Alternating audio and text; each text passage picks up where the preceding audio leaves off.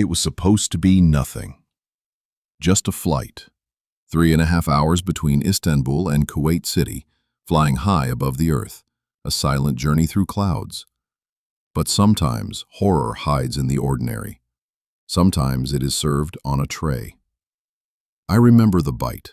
Bland, forgettable, the kind of food you don't even taste. But what followed was unforgettable. It began as a shiver in my gut, a flicker, a whisper. Then it bloomed, sudden, savage, merciless. Nausea seized me, twisted me. My vision fractured like glass. A fever ignited inside my bones. Pain curled around my spine and began to climb, up my chest, my neck, my skull. And then came the blood. Hot, bright, immediate. It spilled from my mouth into my trembling hands, viscous, red, undeniable. I looked down at it as if it belonged to someone else. I looked up, gasping for help. The flight attendants looked away. I was not alone. 2 other passengers, sick, sweating, vomiting. We reached out, they recoiled. We became ghosts while still alive. Passengers turned pariahs. Then the numbness came, then the paralysis. The right side of my body sagged into stillness, as if the air itself had turned against me. It was a stroke. 30,000 feet above the world. By the time the plane touched ground, I was barely conscious. I expected paramedics. I expected urgency. But what waited was neglect. An airport clinic stripped of the most basic necessities.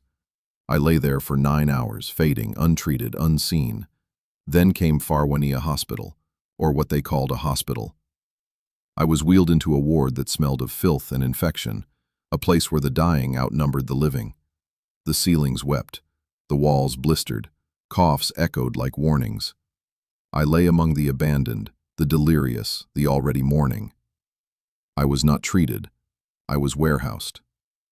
The infection from Kuwait Airways' poisoned meal kept spreading. It reached my heart and damaged 3 valves. I wasted away, losing 17 kilograms, with days and nights blurring together. I watched my reflection disappear. But the true violence had only just begun. Kuwait Airways did not ask what happened. They made sure no one would ever know. They took everything. My wallet, my camera gear, professional, expensive, irreplaceable, my luggage. When I began to ask why, silence met me like a wall. When I pushed harder, that silence twisted into hostility. I said I wanted to file a complaint. They brought a wheelchair, not out of care, out of calculation. I couldn't stand. They knew it. They wheeled me into the airport police station like an object they needed to contain. And in that windowless room, something darker unfolded.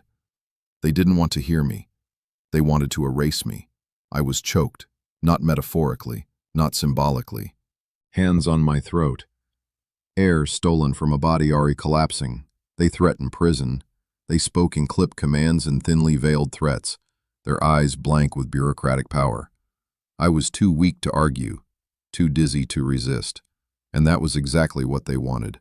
Not a man in pain, a file to be closed, a problem to be moved out of sight.